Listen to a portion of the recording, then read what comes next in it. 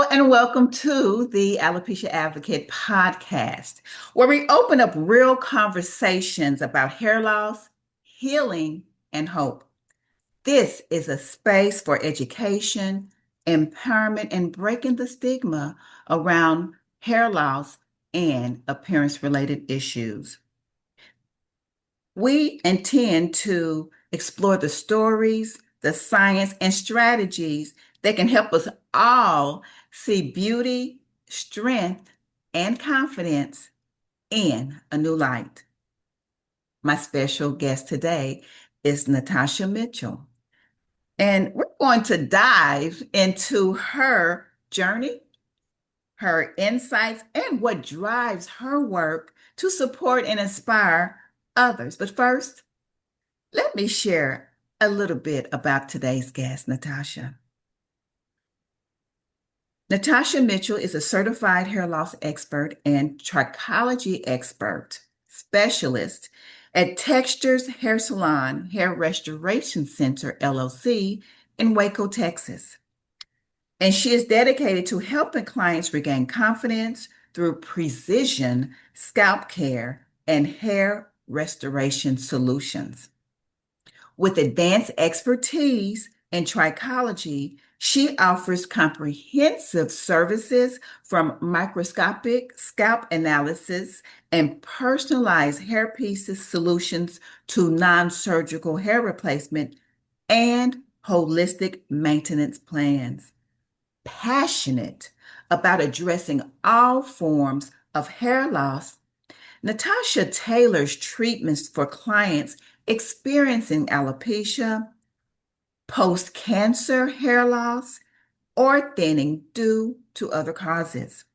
Through both in-person and virtual consultations, she combines the latest restorative technologies, custom hair solutions, and compassionate guidance to promote natural-looking results and emotional well-being.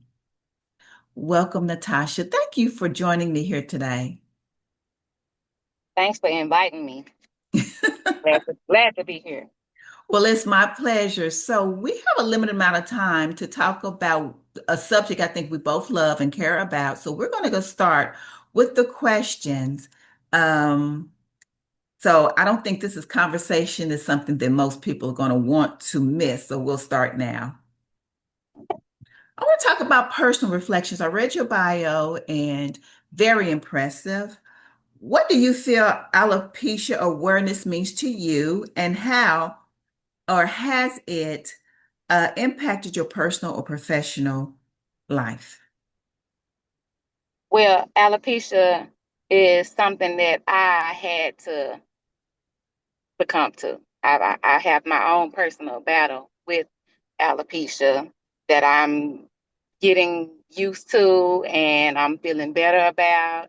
It took some time, but it is something that it is something that it hurts people's self-esteem and their self-confidence because a lot of people don't understand it. So, and that's what got me so passionate about it. I didn't know that I was going to end up with it, but I personally know what it is to suffer from alopecia and its adverse effects on a person's physical, its mental, um, and it hurts. It hurts, but you got to get used to it and be able to live life and be a positive being in today's world. Yes. And thank you for your transparency. Um, and I appreciate that because as a practitioner, you've been trained and you have empathy and compassion to help support, but it's a whole nother level when you yourself are experiencing the same symptoms or issues that the people that you serve are. So, my question on that would be, do you think that that makes you more compassionate because you have a personal feeling and you can relate that way? It does. It really does. I before I had it, I had a uh, um, um, I had a liking to it. I took a liking to it, but not knowing that I was going to get it, I ended up with it. I used to have a thick head of hair, but I am suffering from it myself. And it helps to be empathetic. It does help to be empathetic with people who do suffer from it. You know, some have it worse than others, and some people get it back, some people don't. But that is something that I personally understand. And for that reason, that's why I'm so compassionate and so passionate about finding out why, the root cause of it. My studying for trichology gave me a really deep understanding as to why it is and what people can do to get their hair back if they can get it back. And if they can't, then there's options that you can live with it and you can still live a productive and positive life dealing with alopecia. Yes, I love it. The encouragement to let people know, because most time, and you can let me know if you agree or not, Natasha, that a lot of people come to us thinking that they're the only ones living with it, that there's nobody else. So you sharing in your professional space that you indeed are dealing with it yourself and are able to help other people, I think it just helps to bring more awareness. There are It millions does. of people. There are millions of people with a diagnosis of alopecia. That's correct. That's correct. And when you're going through it, you do feel like you're going through it by yourself because you know what you had. And then when it's taken from you and not knowing why, some people don't have no signs, no symptoms. It's very, very, very stale. So that you don't even know that it's going on. You don't even really see it going on until you starting to see more scalp. And then when you starting to see more scalp, then you're like, hmm. But some people wait till it's completely gone, and that Yeah. is where you start having problems. Yes, yes. But you're not going through it. People need to know that they're not going through it by themselves. People hide it. They put them band-aids on it Yeah, and they put wigs on. They exacerbate the problem. And it needs to be, it needs to be understood. The issue itself needs to be understood so that you can deal with the problem. You could probably get it back yeah, if you just go to the doctor and go to a trichologist, really go to a trichologist because they understand. The dermatologist don't understand the depth of it, but the trichologist does because we study the health of the scalp and the hair and what it feeds off of and what it really needs. Where yes, the dermatologist, they might not go that far. yes. So you kind of helped me to understand the importance of, and just to reinforce that fact to anybody who's listening, I want to ask you about advocacy because that's the reason why we're here today. What are your insights on advocacy? In your area of expertise, where we have determined that you are a trichologist, you're a non-surgical hair replacement specialist, what do you believe are the most important steps to raise awareness about alopecia and support those affected by it? People need to know more about it, to be more open to it and to be more empathetic about it. There are supports. They need to know that there's like support systems. There's things that can help you to understand the problem. Everybody's not going to try to understand the problem. It's not contagious. True. You can't get it by touching. And, it is a thing that makes you really unique. It makes you unique, and for us to embrace it. Because if it don't happen to you, it's gonna happen to somebody that you love. So people really need to be more uh, nice uh, and understanding, and try to really get to know what it is that caused the issue. Yes.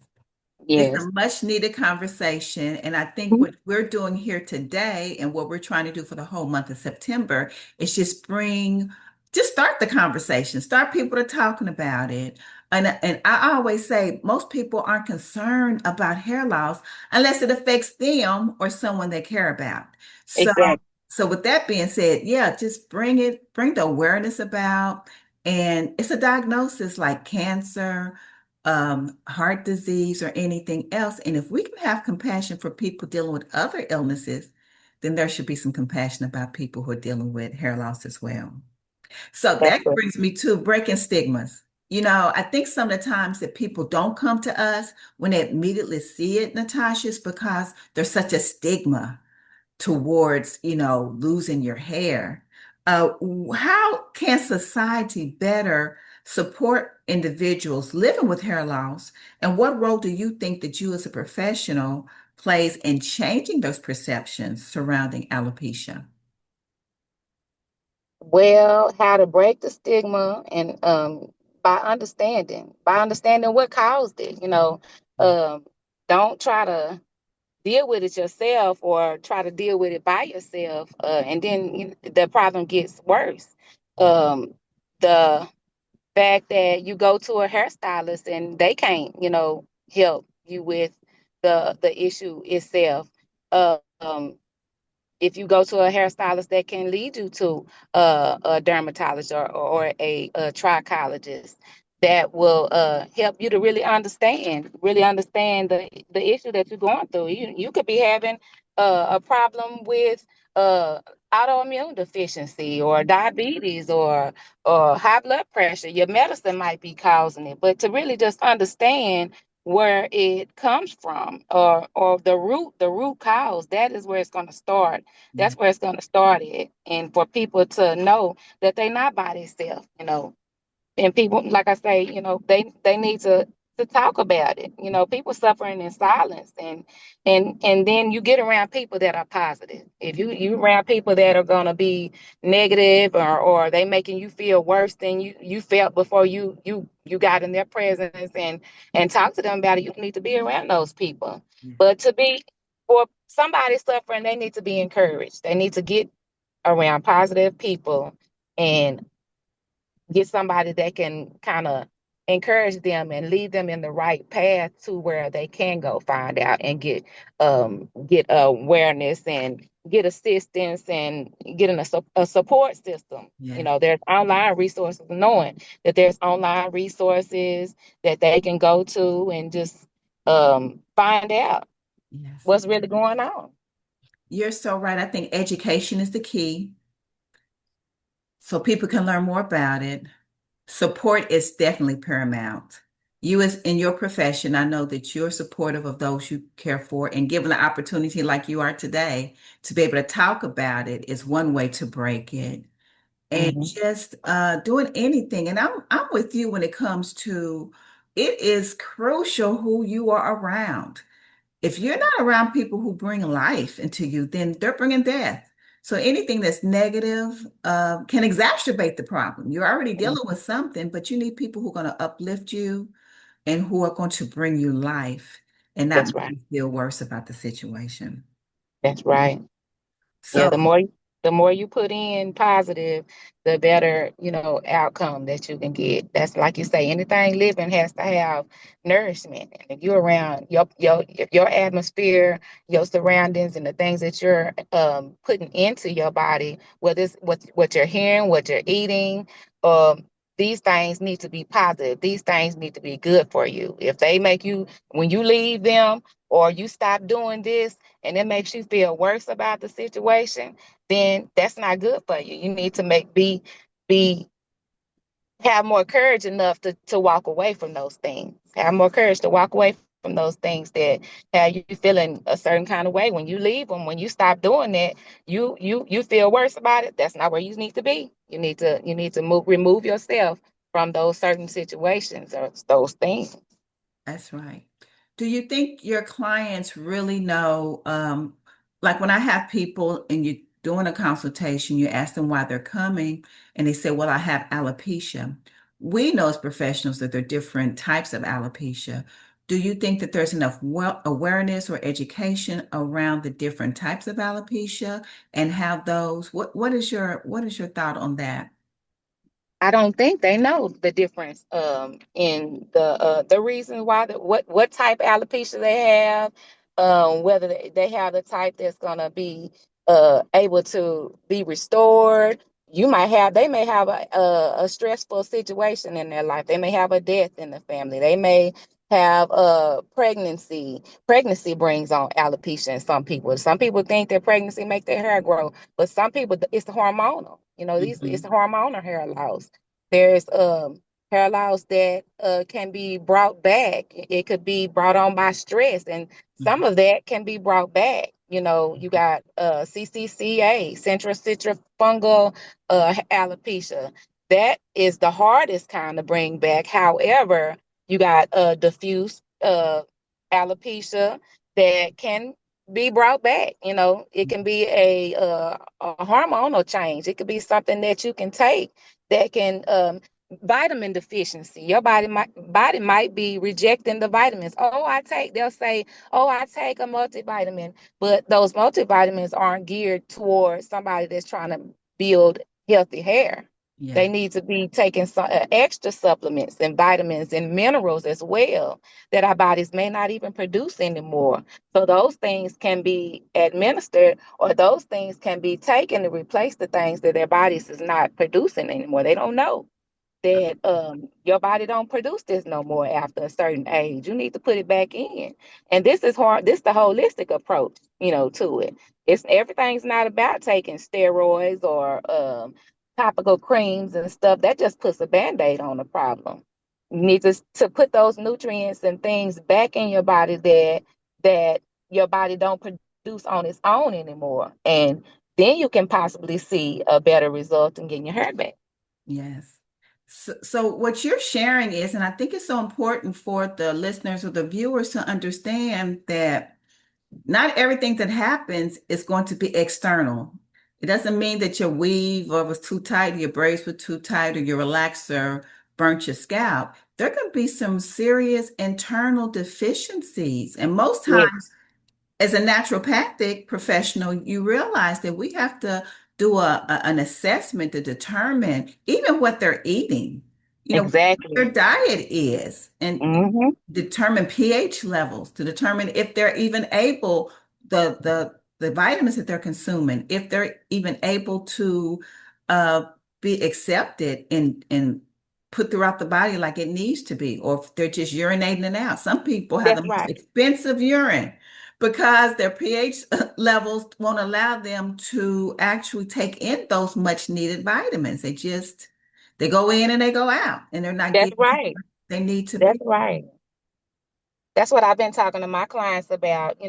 They'll say, "Oh, I'm taking a multivitamin." I say, "Well, are you taking B vitamins or B complex?" My doctor didn't tell me that I was low in this, or my they didn't tell me that I was low in that. Well, if you taking all those vitamins and you have a issue that it looks like this is internal thing, you can be you buying those vitamins and pooping and peeing that stuff right on there because your body's not receiving it. And so the trichologist can tell you what vitamins to take to make those vitamins that you are taking it's susceptible. You can be resistant to it, just like insulin resistance. You can be resistant to the vitamins and stuff that you're taking. And your body B vitamins, B complex vitamins will make those vitamins that you're taking, they'll make that it'll make it grab a hold to you, and you will start receiving, your body will start receiving it. You're going to possibly start seeing your hair grow back. And, those are the things that people really don't know. They think that, oh, I'm going to go buy some biotin or the hair, skin, and nail vitamins. And this is going to help to grow my hair back. Well, that's for somebody that doesn't have the issue that you have. Some people might be dealing with lupus. Well, that lady she just pulled she doesn't have the issues that you have. And so you can't, it's not a one problem fits all with Yeah. this. You have to have your body is tailored to whatever vitamins your body needs. You can have a gut issue. They don't even know gut issues can be, because if you don't use it, those are toxins, and your Yeah. blood is feeding off of that. And it makes weak hair. If your hair is the fruit, you got toxins in your body, then you got toxic hair, and it won't thrive. And Wow. they really don't know that. I love it. It's so powerful. You say it's not cookie cutter. It's not a Mm-mm. one quick fix type of thing. It really takes an effort. I want to ask you about if you could share one message about alopecia to your audience, what would it be and why is that important to you?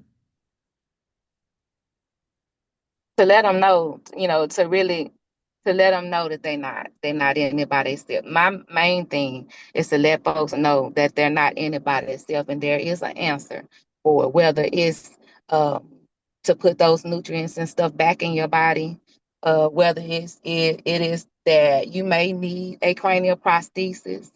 Um, there is a solution for people. You don't have to go around with your head down. You can be encouraged to know that there are specialists, there are people out there that can really help you, and to receive it, to receive the help that someone can give you.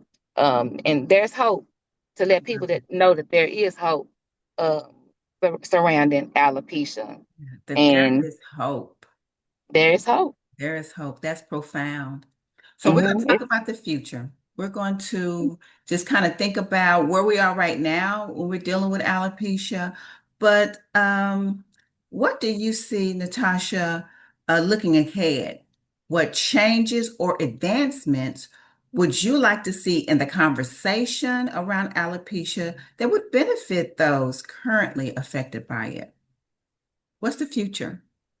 I would love to see more awareness, and more professionals being able to give their clients the hope and treatments holistically, holistic treatments that can be used. Let them know that there's holistic treatments and deeper study on alopecia for people to understand. I believe the doctors are now seeing this Mhm. is a real problem. This is a real issue that people are having and suffering in silence. But to see that they are seeing, or that they are um, having more study being done. People can be treated holistically. There's more awareness, um, and letting the people know that there's clinics, there are places that they can go to. And I'm hoping that the doctor's offices and the dermatologists can lead people to these trichologists, these, and to be more open to the holistic approach towards it, because minoxidil doesn't help everybody. Yeah. Uh, and the steroids don't help everybody. People have real problems with needles.